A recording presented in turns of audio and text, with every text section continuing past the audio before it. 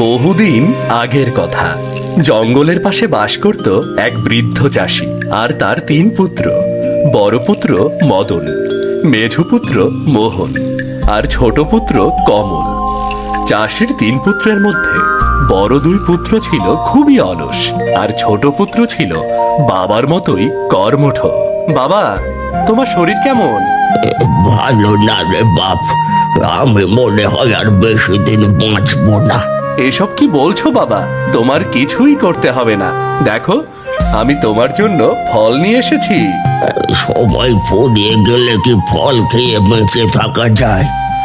আমি মরার আগে তোকে নিয়ে কোনো চিন্তা করছি না, কিন্তু চিন্তা শুধু তোর দুই ভাইকে নিয়ে। ওরা তো খুবই অলস, আমি মরার পরে ওরা কি করবে কে জানে। চিন্তা করো না বাবা, দাদারা অলস হলেও তাদের বুদ্ধির অভাব নেই। তারা নিশ্চয়ই তাদের বুদ্ধি দিয়ে ভালো কিছু করবে। শুধু বুদ্ধি দিয়ে ক্ষণস্থায়ী সুখী হওয়া যায়, কিন্তু কখনো ভাগ্যের পরিবর্তন হয় না। ভাগ্যের পরিবর্তন করতে হলে বুদ্ধির সাথে পরিশ্রমেরও দরকার হয়। হয়েছে, এবার এগুলো খেয়ে নাও।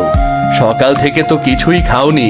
খেতে মন চাইছে না রে বাপ, শুধু একটা চিন্তায় মাথার মধ্যে ঘুরছে। তোদের জন্য আমি কিছুই রেখে যেতে পারলাম না। অত চিন্তা করো না তো বাবা, যা হবার হবে। নাও নাও, এবার খেয়ে নাও। কয়েকদিন পর হঠাৎ বৃদ্ধ মারা যায়। তখন তার তিন পুত্র আলাদা হয়ে যাওয়ার জন্য সিদ্ধান্ত নেয়।